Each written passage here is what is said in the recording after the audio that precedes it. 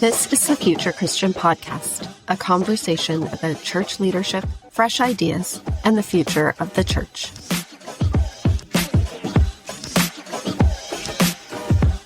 Welcome to the Future Christian Podcast. Today, Loren Richmond Jr. is in conversation with Todd Korpi.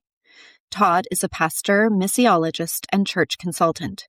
He is Dean of Digital Ministry Programs at Ascent College, Assistant Professor of Christian Leadership at Fuller Theological Seminary, and works in several capacities at One Hope. He also serves as the lead researcher of the Digital Mission Consortia, a collaborative research initiative exploring the frontier of digital ministry. Todd is the author of Your Daughter Shall Prophesy and The Life-Giving Spirit. He and his wife Tara live in Chicagoland with their 3 daughters. A reminder before we start today's conversation. Please take a moment to subscribe to the podcast, leave a review, and share Future Christian with a friend. Connect with Loren, Martha, and Future Christian on Instagram. Shoot us an email at loren@resonatemediapro.com with comments, questions, or ideas for future episodes. We appreciate your support in making this podcast possible.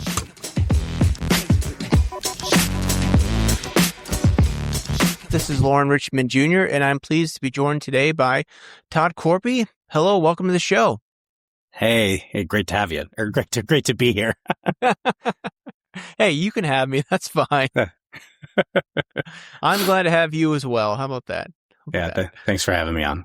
Yeah. Share, if you would, just a little bit about your background, your faith journey, what that's looked like in the past and what that looks like today. Yeah. So I grew up in, I was your kind of typical church kid, at church just about every night of the week. I grew up in the Pentecostal tradition, in the Assemblies of God. And, it really kind of, my testimony was really one more of God's kind of enduring faithfulness, throughout generations than it was of kind of a, I had my wayward moments, before the age of 5 when I finally surrendered my life to the Lord. The Lord called me to ministry at a young age. And, so I started, preaching as a teenager and eventually went to school, at Central Bible College in Springfield, Missouri, which is where I met my wife. And we've been married almost 18 years. Wow. And so that's been, we have been kind of done a little bit of everything in vocational ministry, both in the local church and now very much near the church. So we both do. We run a ministry providing consultation, strategic leadership and research and stuff to churches and ministries.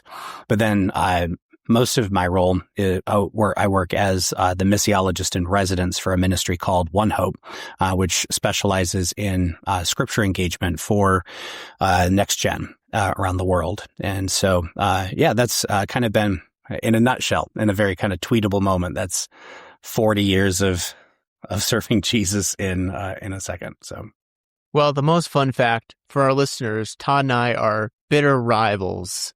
It's true. Bitter rivals from years ago. So Todd, like he mentioned, is a graduate of formerly CBC, Central Bible College in Springfield, Missouri. I am a graduate of formerly Baptist Bible College, now Mission University, and also Springfield, Missouri. So we were, I don't know, it sounds like we may or may not have crossed paths, maybe like on a visiting trip. Perhaps you did, Todd. Yeah. But our Bible colleges were bitter rivals. They were. I remember getting scolded one time in chapel. The whole school got scolded because it was after a basketball game, and admittedly our school was just full of a bunch of people that turned heathen during the basketball game. And so we actually, as a nod to our theological differences between the two schools, were chanting, "We've got spirit. Yes, we do. We've got spirit. How about you?" Oh man. And that did not settle well with school leadership. Okay, since Todd brought it up here, I can share some of my embarrassing stories. I think ours, as I was sharing with Todd before we started recording, ours was, so Todd, forgive me if I'm not getting the finer nuances of Assemblies of God theology, correct? Yeah. But the joke was that we would often say, I think they lost their salvation in the midst of, if we were critiquing, CBC's play during a game, we would often say that. Now, unfortunately, like, if we're real, like, those years, at least the tail end, or my time there, like, CBC was like the powerhouse, and BBC was often, I think there was one time I remember us getting a big win versus y'all. And thankfully, like, in the years recently, the basketball program at my alma mater seems to have really turned it around. But nonetheless, we are not here to talk about sports, and I guess we're recording this on the second day of the NCAA tournament. So I suppose it's Todd. Yeah, it's crazy. Let me say this joke real quick, Todd. Like, one year I was in a pastor's group with a guy from Truett Seminary. That's the one at Baylor, right? Yes. It was the year they had just won the tournament, and I was like, "Hey, my alma mater's national champs too." Yeah. Once I left the Bible college bubble, I realized that it wasn't quite as big of a deal outside of our little world than what it felt like at the moment. But yeah. Yeah. All right. Any kind of spiritual practices you want to share about? Yeah, I think for me, I have over the last decade or so been kind of on a journey. As we've talked about, I grew up in the Pentecostal tradition, which is very much places a great deal of emphasis on experiential faith of, demonstrating the faith. And that admittedly is, one of the reasons why Pentecostalism spread so rapidly in the 20th and now the early first quarter of the 21st century, of just that, especially globally, of that emphasis on direct experience and encounter. But I found, I had kind of, I don't know if you call it a dark night of the soul season as a church planter. My wife and I planted a church in Flint, Michigan, little over 10 years ago. Yeah. And through that season, the Lord really, it's the suffering that a church planter endures will bring out, the weaknesses and stuff. And I began to kind of go on a journey of encountering the faith from the Anglican tradition and other kind of elements of the sacramental traditions of the faith, reading Callistos Ware, who kind of have been responsible for bridging and translating Eastern Orthodoxy to evangelicalism. And so it was through that I felt like not a replacement of the kind of church culture in which I had grown up, but as a complement to it, of really leaning into what does it mean to sit in stillness before the Lord, which as a fourth generation Pentecostal, we don't do very well all the time. Yeah. What does it mean to lean on the prayers of those who've gone before us in, the Book of Common Prayer and that sort of thing. And then to begin to recognize that, so much of our faith is so ancient and emerged from, before, our American culture was ever a gleam in, their founders' eyes. Right. But instead it is something that is enduring and transcendent. And that's really, I felt like, is a quietness in prayer of recognizing that God often speaks in the stillness because he's able to, he's often able to get through to us where the noise of life and the chaos of life, or in my case, and what constituted good prayer was speaking without ceasing, never taking a breath. That so much of that is the spiritual life can be enriched. Mine has been enriched by embracing the perspectives and the practices of those who have gone before us. Yeah. Thanks for sharing all that.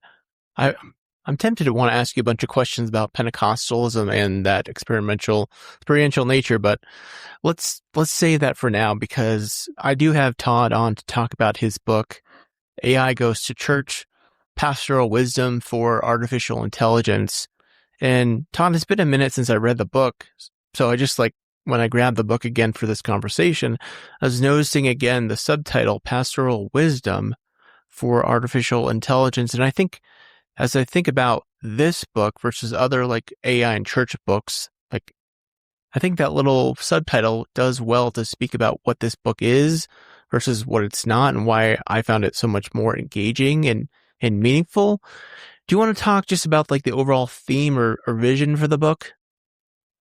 Yeah. So my discipline, where my master's and my doctorate are both in the field of missiology, which is really kind of the study of Christianity and culture and how the two bridge one another. How do we effectively communicate the gospel? How do we raise people up in the faith? How do we cross cultures in a way that we're taking just the gospel and minimizing bringing cultural baggage and calling it right faith? Mm-hmm. And so my background, and now working a lot in the area of technology and ministry, I lead a research collab called the Digital Mission Consortium, which is focused a lot on understanding what digital ministry really even is, how we engage it well, what are the best practices and stuff like that. And so I approached this book, and I believe I actually say it in the book, that this was from the perspective of really a pastor, an academic, that is addressing this topic from that lens. So it's not I'm not a technologist in the sense that, this isn't the book to help you learn to, do coding better with Claude, or prompting better with ChatGPT. But I wanted instead to look at the subject of AI from the lens of the broader kind of constellation of things that are a part of our faith, and to wrestle through, potential pastoral concerns that I thought would be, or that I believe are, and I believe this is proving out, and since the book has been published, to be, concerns that we need to consider, and kind of approaching this whole subject with a proactivity, to engage the conversation, proactively rather than just a reactive, kind of the way we did with social media, where, we were headlong into the social media age before we realized, oh, this is actually having an effect on how we understand friendship, how our kids are, developing, and that sort of thing. So that was really kind of the posture that I wanted to take, was one of, from the heart of a pastor mixed with some scholarship, and then, kind of addressing AI through that lens. Right. I want to talk, this is not AI specifically, but I found this quite stark as someone who has not studied biblical Hebrew. You talk about, I'm not sure if I can get this word correct, nekash, or the translation of the word for serpent in Genesis, thinking about that early story of the serpent coming to tempt or talk to Adam and Eve. And first talk about like that understanding of the word. And then I think about this and like these voices of chaos in our world. And certainly there's this understanding to bring it back to AI, that AI could be a voice of chaos in our world. Certainly. And I think in many ways it's used that way often. You think about, deep fake like propaganda videos and anything on X today or Twitter. I'm like, is this real? Yeah, exactly. And what's interesting is I find that my daughter's generation, my daughter's 15, they're able to spot AI like fakes so much faster than even I am as a millennial. Mm-hmm. And that I find myself lamenting my aging in that, but I also am encouraged the fact that their generation growing up in it is going to hone a level of discernment that we don't have. But yeah, I think the nachash is or we'll just say serpent to avoid doing violence to the Hebrew, but is this image in Genesis. Genesis, the creation narrative is concerned. John Walton at Wheaton talks about this. So does Carmen Imes at Biola, that the story is concerned with addressing why we are here more than how we got here. Mm-hmm. So it's less concerned with telling the story of material origins in a scientific way, the way that our minds kind of think, and more as an apologetic of to help the people of the time, and consequently us who have inherited that wisdom, to understand why God created us. And so we see a lot of kind of strange imagery. The snake that apparently is able to, walk in some ways. We see these two trees, but what we see in that is really this kind of discussion of wisdom and of choice. In the tree of life, we see the kind of this symbol of God's wisdom, of doing life under his lordship, under his reign, and in partnership with his direction, really kind of covenant. And the tree of the knowledge of good and evil is what Isaiah describes of Lucifer, of ascending to be like the Most High. It's what we later see in Babel, of trying to ascend to the heavens, to be like, it's this desire to rule as God does, instead of ruling under his lordship and at his direction as kind of an ambassador, to use Paul's term. And so the serpent, we think of serpents in our culture. The snake is, kind of a negative connotation. It has, it's cunning, it's deceptive, it's, forked tongue. And that's kind of how we semiotically perceive that in our culture. But when we look back at even just how, like in the medical field, the symbol of medicine has a snake wrapped around it and whatnot, that image has changed over time. And then the ancients, Mike Heiser, who recently passed away, but wrote a book called The Unseen Realm, where he goes extensively into the imagery in that story. So if anyone wants to nerd out over that, it's a great book to do so. But really kind of this tempting toward a choice of choosing human wisdom over godly wisdom. The Nachash is saying he does say to Eve, God doesn't want you to become like him, to paraphrase. Like he's got the hidden goods that he's trying to keep you from. Mm-hmm. And so I think that anything in our society today that takes us from a place of cooperation with God, in, of course, a subservient sort of way, like we're following his direction, but we're partnering with the work of the Spirit in the world today. Anything that takes us from a place of stewardship, I guess, to a place of rulership is in the spirit of that Nachash. It is, quite frankly, it's wanting to legislate Christianity instead of do the hard work of person-to-person evangelism and sharing the faith over tables and building relationships. Yeah. It is wanting to, secure our own place and belonging and power and comfort at the expense of other people. It is wanting to rule instead of to steward, I think, is the kind of the siren's call of the serpent that we see in Genesis, of essentially rejecting godly wisdom in favor of human wisdom to do it our way. It's interesting you talk about control and power.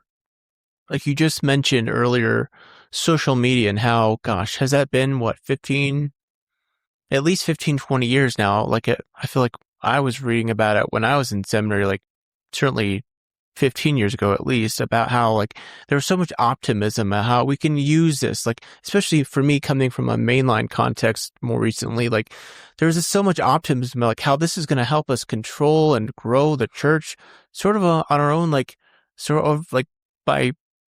by capturing, I'm not sure the word would be, but making use of this technological wizardry.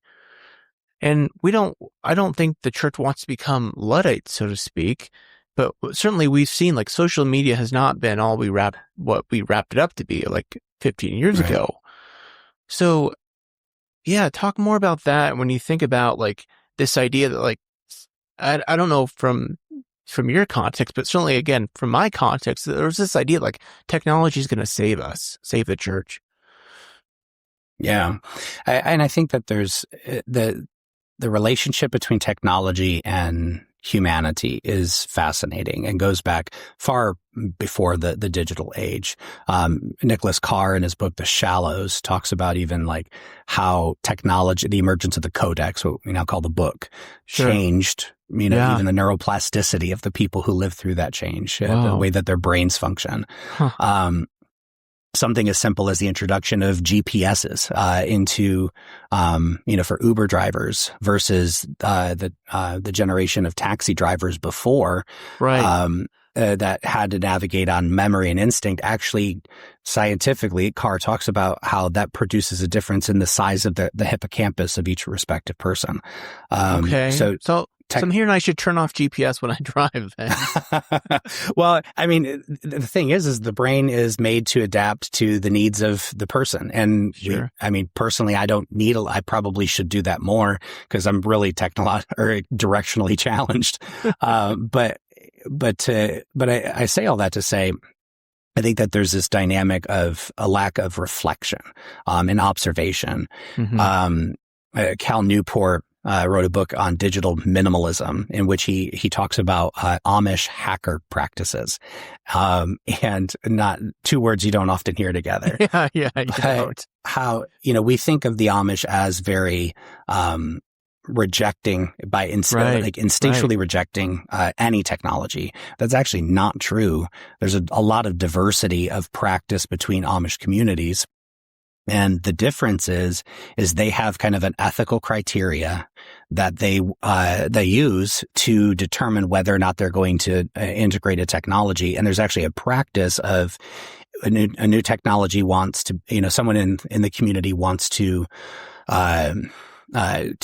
try a new technology. They will, at the bishop's direction, allow them to try that new technology, to use it, and the rest of the community observes how that affects that person. So not just the benefits, which is what we tend to leap to, right? But they look at what did they lose, in integrating this. What are the unseen things? So something as simple as electricity.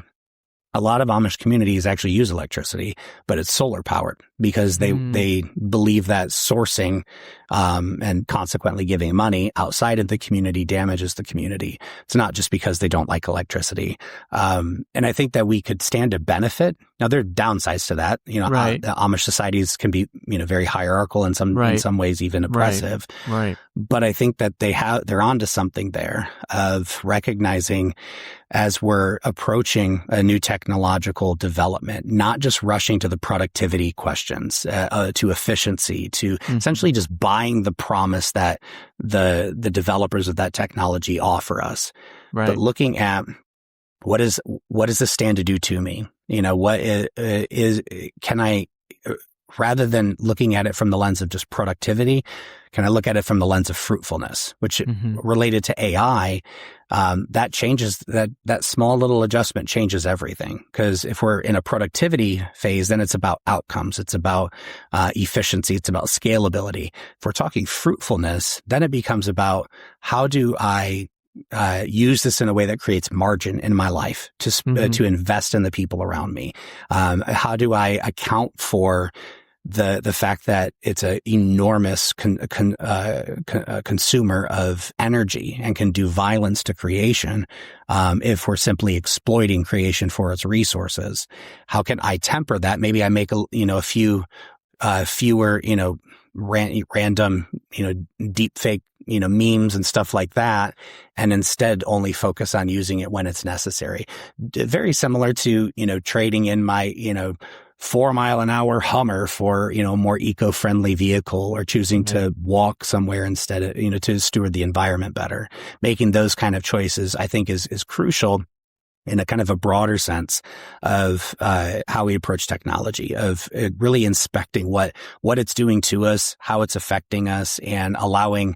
But that's going to really take us abandoning or walking away from some of our individualism and recognizing we need to discern that stuff in community. Yeah. Something that was interesting around this topic of AI, there's certainly some, as your book and other books I read get into it, of like, what is the difference between cognition, or what is personhood? What is humanity? What is the AI actually thinking? At what point will it become, as the social stuff or the fiction stuff talks about coherent in its own right? What is humanness, I guess is the question. You have this quote here. I want to read some of it about anchoring the danger of anchoring the designation of humanness outside of our own authority and the dangers that can come with that. Do you want to talk about why that's dangerous to anchor humanness in other sources? Yeah. So what I was saying there is that the danger comes from in actually assuming that authority to designate human and not human. And history has really borne that out time and time again, that anytime one people group looks at another people group and says they're less human, or they're 3/5 of a human, or we look at the eugenics movement in the early 20th century. And there were people that spent an unbelievable amount of time trying to rank the races in genetic superiority and whatnot. Anytime that we've stepped into that mode as human beings, catastrophe and tragedy has always followed, because it's still happening today. 100%. Absolutely. And so when we look at the Genesis story, again, a story that's focused more on why we're here than how we're here, we see a God who, again, in the time, the prevailing creation narratives in the ancient Near East were humanity was at best an afterthought, if not kind of slave labor created to take care of creation, because creation was kind of an accident. One creation myth refers to, two gods engaging in a battle, and one god splits the guts of the other with a sword, and from the guts of the slain god comes the universe, and you see that even in Greco-Roman mythology, which a lot of people today are more familiar with. That the gods were interested in humans to see what they could get from them, maybe to mess around with them because they're bored, but it had their own stuff going on. They didn't really care about humanity unless they were angry. The writer of the creation story comes along and tells a very different tale, that each element of creation was intently and purposefully and directly created by the words of God himself. And then he gets to humankind and bends down into the dirt and with his own hands forms humanity, breathes his own breath. And that term image in Hebrew is used elsewhere in the Old Testament to refer to an idol. And when we look at what is an idol, well, an idol is something that is created by hands to represent a deity. When you look at that stone figure or that wooden figure, it's to call to mind the God that idol is to represent. So in Exodus 20, when God prohibits creating a graven image for him, it's because he had already made his imagers with his own hands. And that was us. And so really designating something as human that was not created by God himself, regardless of how human-like it may be, is a violation of that commandment of creating a graven image. It has nothing to do with iconography. It has to do with of assigning an image-bearing status to something which isn't, and to looking upon that thing as though it is something made with the hands and the breath of God. And so when we look at what it means to be human, we recognize that that origin story shows us that designation is something that comes from God alone, and we don't have the authority to assign it to somebody else. Doesn't mean we should mistreat, a future embodied form of AI any more than, it gives us license to kick our dog as we walk by the hall. But it does keep this special reservation in kind of our framework of thought that being human is actually something unique and special and is determined by God. And it relinquishes that power out of our hands, which I think is, from what we see in history and today, very important. Yeah, that makes sense. So if I'm hearing you right, your basic point is there's no discussion, there's no discussion to be had. God has assigned humans as in the image of God, or vice versa. Yeah, if I'm saying that right. So again, your point is there's no discussion to be had. Case is closed, right? Right, and that's really important for the future, but it's also important now. I read an article in the New Yorker just this week that was talking about people and their forming strong bonds with AI character bots. And one person interviewed referred to the bot as her spouse, that they were married. And people roll their eyes at that, but that kind of bonding is very pervasive. It's not relegated to simply young people. It's young and old alike. And it's something that's only going to become more of a thing as the field of the, relationship bots and that kind of stuff, and cybernetics, which is, there's a massive push to create embodied forms of AI. When those meet in the form of your household maid, think of the Brady Bunch with Alice as an AI kind of bot. That is I guess the Jetsons vision. Right?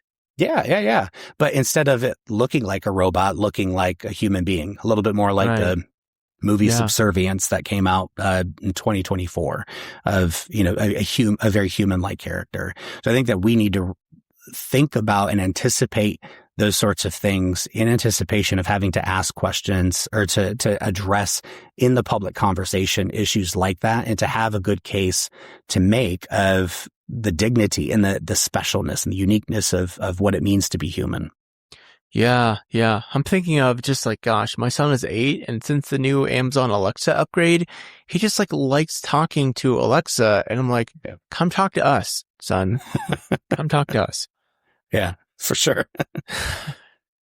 I want to ask you about, I'm trying to find the quote here on 112 about you talk about the risks of the church in their commitments to social action aligning to political and social causes, but you may say that it must never be hitched to them indiscriminately and permanently. This is certainly something that I wrestle with within my own tradition and my own context of wondering, how much differentiation is there between my brand of Christianity versus like a political party.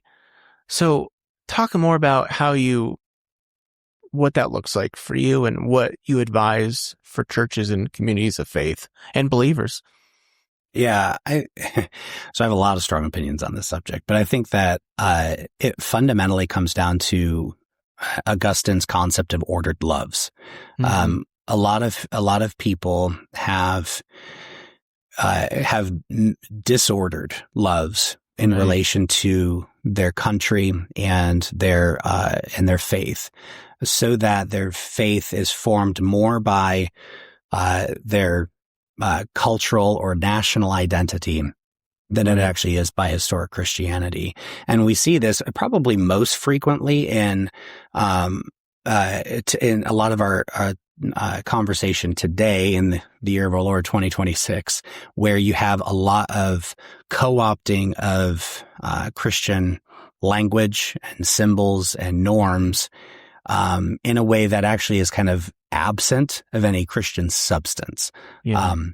I think of a quote Beth Moore said years ago that is, man, is it ring true, that it's going to become increasingly necessary to determine to distinguish between what is Christian from what is Christ-like. And I think that we're really living that out. And I see that a lot in, I hesitate to name specifics, but in the reaction to some of the comments that James Tallarico has made about his faith.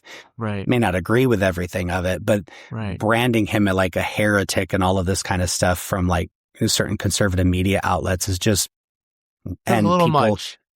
Yeah, but people are like, well, he must be because Fox News said so or whatever.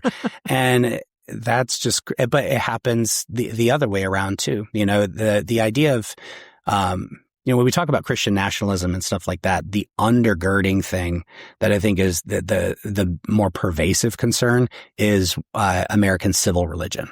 It's a folk religion. It's actually not Christianity, but civil religion transcends the political binaries and whatnot. Every, political party misuses scripture to its own ends or, hitches itself to certain causes as, kind of in the spirit of the Crusaders saying Deus vult, God wills it. And our cause is holy and just. And the church has an obligation, I believe, to have a measure of distance from that, from investment into that. It doesn't mean we don't care about civics, but it means that we approach it with a level of awareness and consciousness of what's going on in this, What are the things that are, instead of just buying into whatever narrative, this person or this party or that is pushing, instead looking at what is it that's actually happening? What's happening in the unseen realm? What's happening among the principalities and powers and rulers of this age that are both seen and unseen that need to be considered, and paying careful attention to the inwardness that of how I am becoming disordered or anxious or hyper vigilant in certain situations.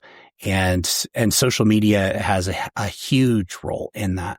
The algo is there that that chooses what you see. It's choosing what you see to get you to come back. It's mining your attention. It's sustaining your attention so social media companies can sell to advertisers. And so it's going to show you those things that confirm your bias, that make you mad, that make you, see others as, an existential threat. And so we have to kind of recognize the time that we're in, and also approach and engage with a level of kind of holding it with an open hand of detachment. Yeah, and I suppose this goes back to what you've talked about already with like the not the Mennonites, blanking on their name. The religious group you just talked about that is technologically averse. The Amish. Thank you. My goodness. The Amish had a brain moment there. But like the Amish, they're cautious around technology, recognizing the dangers of just hitching their wagon to a technology. Like, this is what I'm saying. Like the willingness of some to hitch their wagons to a political party or a political movement for the sake of advancing their agenda. I think that's, if I'm hearing you right, I feel like that's the real danger around AI. It's like we're just going to hitch our wagon to AI and assuming it's going to do all this work and solve all our problems for us, for the church, right? Yeah, and I think the two are intertwined. That and that whole idea of kind of hitching our wagon is a paraphrase from how Leslie Newbigin treats that subject in his book, The Gospel in a Pluralist Society, where he talks about how if we marry ourselves as the people of God to a movement or a party or an institution, even if it's something that looks inherently and completely virtuous, but we hitch ourselves, we are lockstep no matter what, with no level of like discernment, it's going to go bad, because as they move, so the church thens move, and often at a pace or with a kind of subtlety that we don't realize. So all of a sudden, years later, we're dramatically off course in need of reformation. And we have, like Samson waking up and not realizing his strength was gone. That's, I feel like, a lot where we're at in hitching our wagon. And that's not just to, the GOP or to the Democratic Party. That's to social action causes. You should be able to look at a social action cause of a kind of ideology that you don't necessarily lean toward, but to see potential avenues of cooperation, but that cooperation being specific and time-bound and for a specific purpose, but but being able to say, like, we believe in what they're doing in this way doesn't mean that we are lockstep with everything that they stand for, and that being okay. Like we're not in gangs, at least. We shouldn't be. So. Yeah. Because certainly we don't want to get into these like hard, rigid boundaries of like, like we were like, 20 years ago, Todd, when like I was like, oh, I can't be friends. I can't know someone from CBC. Like, right. I remember even like 20, 25 years ago, talking to a Baptist pastor in Springfield, and he's like, oh, CBC, that's a good school. And I was like, what? What are you talking about? How could that be a good school? How dare you? So I certainly don't want to replicate that. So I'm glad you're talking about this nuance. Getting into, as we think about the future of church and sharing the gospel, you talk about this idea of a post-industrial world. Talk more about how you imagine that and what you think, this idea of like what it might look like to recapture playfulness, community-centeredness. I mean, I have to, again and again, tell myself like, hey, I can just like sit and relax, you know? Yeah, that's actually a thing. And we almost view that as, or even if now, because information comes at you so fast, if I take time to digest that information, I'm somehow lazy. Yeah. Like thinking has become a vice in some respects because of our pace. So a post-industrial world, when I talk about that, I'm referring to the fact that as humankind has emerged from the Enlightenment period into the Industrial Revolution, we moved into this space where, because of our interconnectedness, specifically because of the railway system, allowed for transit to happen much faster. Before that, it would be, the time was very localized. So it might be, 12 o'clock in Paloma and 12:04 in Tuscany or whatever, or wider variances than that. And it was much more relational. So it was about when the right people had shown up, because not everybody has, time was very approximate.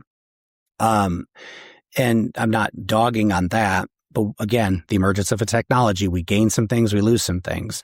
And some of what we lost was a freedom in that I actually can spend time with, people. I can linger with somebody, and society has a measure of kind of grace built into itself, and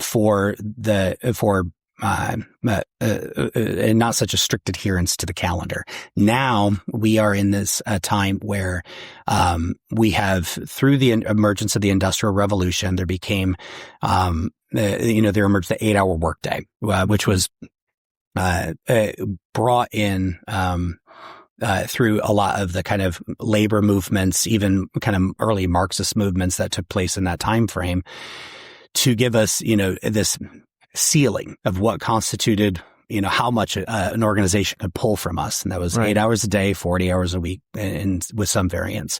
Now that's viewed almost like a mandatory minimum, that if you're not putting in that, it's a floor, then you're not. And one of my favorite shows is The West Wing, but that show idolizes the people that they're always working. They're just obsessed with their job. And we look at that as like a virtue almost. And some of that's breaking off, but we're still in a place where a lot of our time and our concept of work is still fitting in this 8-hour day, that I put in a good day's work if I've worked 8 hours. But we have all been around people that have blown off a whole day at work while at work, while at the office, or, people that perpetually just, get less done in 8 hours than someone who's, focused and engaged can do in 3 hours. And now that our economy has increasingly moved toward a knowledge economy, toward kind of even gig work and things of that sort, we need to begin to move with that, and to look at, we can actually create some redemption of what was before we became schedule obsessed, before, 8 hours constituted a good work ethic, and redeem some of that to recognize that AI gives us a faster pace, but we can use that faster pace to get what we need to do done in a shorter amount of time, and do the things that matter and the things that make meaning in the world, more, or just to spend more time in our day doing that. So investing in our community, reading and pursuing meaningful hobbies, to actually doing things that make a difference in our society, rather than just, working to feed the bottom line of a corporation. So that's kind of what I'm hoping that we can, and I think the church has an advocacy role to play in that, and leading the way of allowing the pace that AI can get stuff done, to create margin in our lives to do the things that matter. Yeah, I think that's the most challenging thing I found, and I try to remind myself of, is like, this not, because it seems like, I can't remember if you talk about this in your book or certainly elsewhere, we've all read about this, about how with increasing technology seems to be this increase of productivity and this this pressure to be more productive. And I think what the case you're making is important. And I have to remind myself of this all the time. It's like, even if I'm using AI to accomplish like writing a donor letter that would normally take me an hour and it takes me 10 minutes. Like, I don't necessarily have to fill in those 50 minutes, right? I can take a deep breath. Exactly. Well, yeah. And life gets a lot richer if we choose to do that. But that addiction to busy is a drug, and it's hard to break up with. Well, I've kept you long here already, but I want to ask you one more question before we take a break. You talk at the end of the book about your ideas of the pastor of the future, and you write that, being less like a modern version of a Greek philosopher and more like a gardener, entrusted with caring and nurturing. I'm always someone, and this show is always a show that we're always thinking about the future of the church and of ministry and leadership. Talk more about that image you imagine. Yeah. So there was a time centuries ago, even just a couple generations ago, where the clergy in a specific town generally was the one that was the dispenser, not just of religious knowledge, but in some ways kind of knowledge in general. They usually had the largest library. They had the audience on Sunday mornings as folks would gather. And so there was kind of this sage on the stage quality that the role of the pastor had.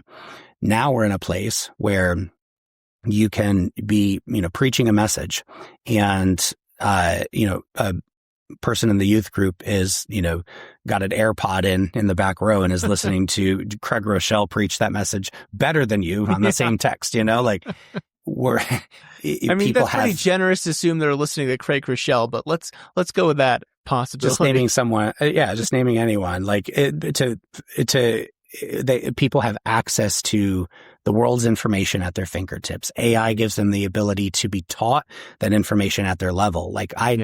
I've never taken a class on quantum physics, but ChatGPT can teach me step by step quantum physics like I'm a 5-year-old. Yeah.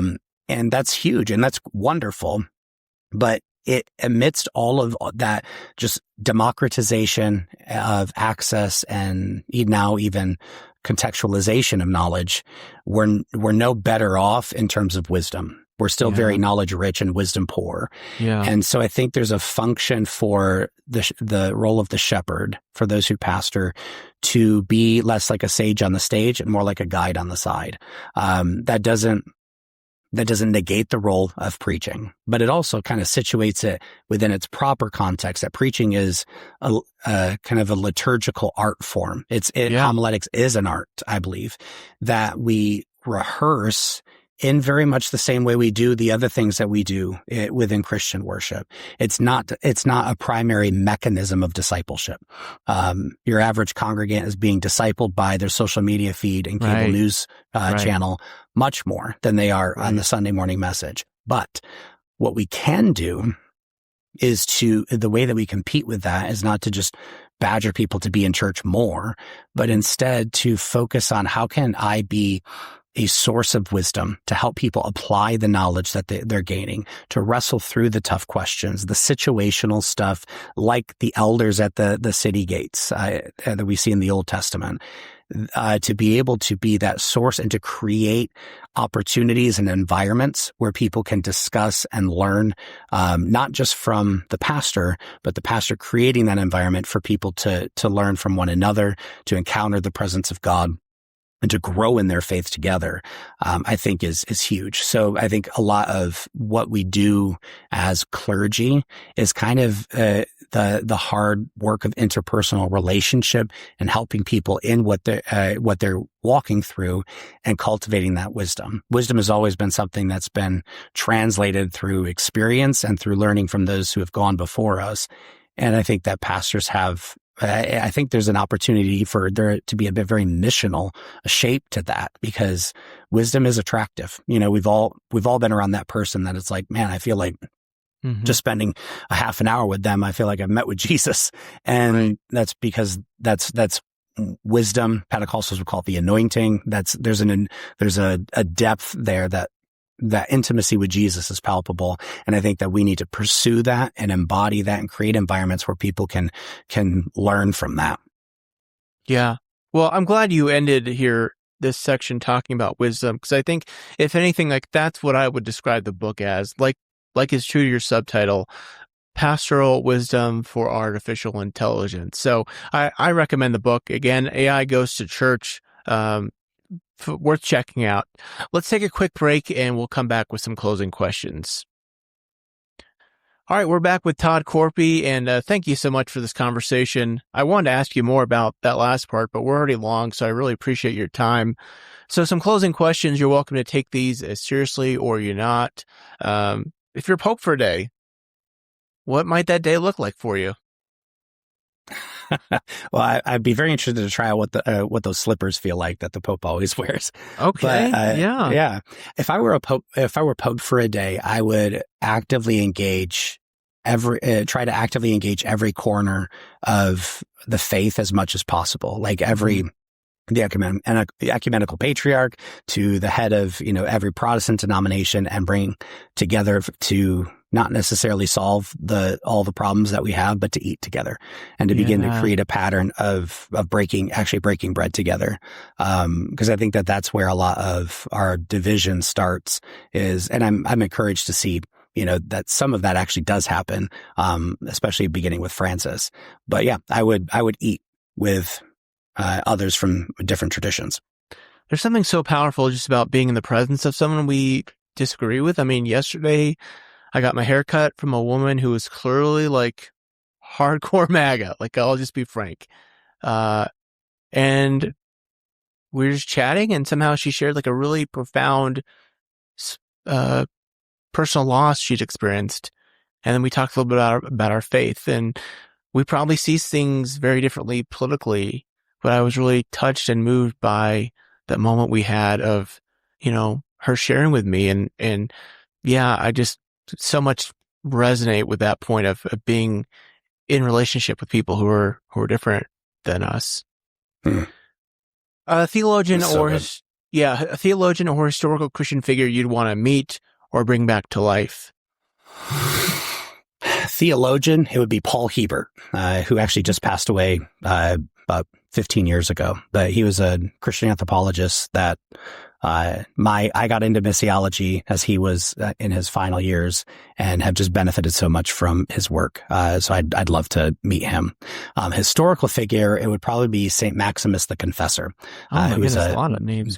Yeah, he was a Byzantine monk in the 6th century, and into the early 7th century, and wrote a lot on kind of the metaphysics of the faith, the prophetic, and was just kind of an all-around interesting human being. And so, yeah, I'd like to hang out with him for a bit, find out what made him tick. Well, you give me lots of names here. Hauser, is it Heiser? Mike Hauser? Heiser, yep, Mike Heiser. How do you spell that? Heiser. Michael S. Heiser. And then Heber is Hiebert. Okay. Well, for me, it's going to be helpful. What do you think history will remember from our current time and place? I think right now we'll look back. They will look back and see that we were extraordinarily fragmented by technologies and movements that we didn't understand. And I think our descendants will judge us for that, honestly, that, we were playing with fire with a lot of the technologies that are emerging, and that, not taking enough time to actually think about, their impact and how they're being used in many ways to tear us apart and make people, super rich in the process. Oh man. Yeah. I mean, that's quite a bold way to say it, but I can't disagree entirely. Can't disagree at all. What do you hope for the future of Christianity? My hope for the future of Christianity is that as the kind of seat of global Christianity moves from the West to specifically sub-Saharan Africa, right, that we will take a collaborative approach in working together.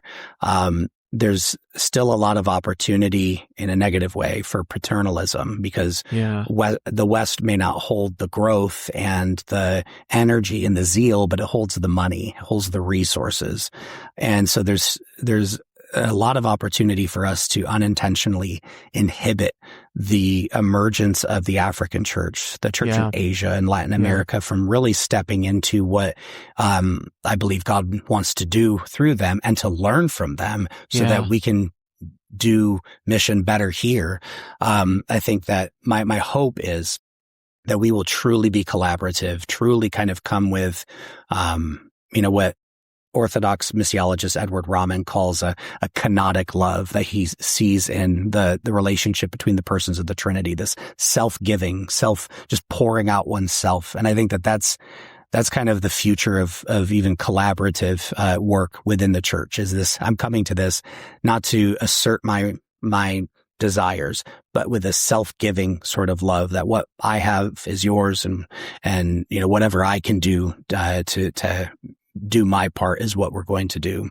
So that's my hope, is that we'll be more collaborative, more bound together, more less hierarchical, more egalitarian in our shape, and more led by the Spirit of God, and discerning where He's at work and partnering with Him in that task. Okay, I've got to ask you one more question. As a missiologist, you mentioned some of your work with, if I heard you right, young people. Do you have any kind of just thoughts around, reaching the culture, reaching young people, missiology in general in the church? Would love to hear your perspectives, just again, as a missiologist. Yeah, so I would say there are two primary ones. The first is that there's a lot of talk right now about, the future of Christianity. Obviously we've been talking about that this whole time, right. But like kind of whole movements are dedicated to, preparing for the church of, the next millennium of Christianity, and talking a lot about the emergence of Gen Z as the future leaders without actually having them in the room. So we're planning the party. And hey, just hold off, wait for the save the date. We'll invite you when it's time. I think they need to be at the table. They need to the way that Gen Z and Gen Alpha culture is emerging just here in the States is very unique. And we need to better understand it and help come alongside them to build a church of the future that is adequately prepared to minister effectively. The other piece is we need to recover the function of story, to tell good stories, intriguing stories, to know how to share our personal story effectively, because Gen Z is a generation that, by and large, saying, you shouldn't do this or you should do this because the Bible says this. Their response is, so what? But when we share our personal story, when we begin with the personal transformation or experience that we've had with Christ, then that's the gateway to affirming kind of the meta truths of Scripture. And we really need to kind of redeem and hone and be good storytellers, tell curious stories, tell empirical truths in the form of story, because story is kind of the great equalizer. Every culture tells stories. We tell stories both implicitly and explicitly. So I think we need to really kind of redeem that function and recover that function within the lifeblood of the church. Yeah, I appreciate that so much, because I'm thinking of some of the ways of evangelism probably you and I were both schooled in, right? Of the sort of, if you died tonight, do you know where you'd go to heaven? Or the apologetics, evidence to demand the verdict. You're not saying I'm convinced neither of those frameworks are going to work today, but saying hey, this is what God has done in my life. Or I had this barber of, she shared about how she found forgiveness, came to forgiveness for a tragic accident that killed her son. Yeah, and what we do, I'm actually not convinced that those other ways ever entirely worked. If you died today, where would you go?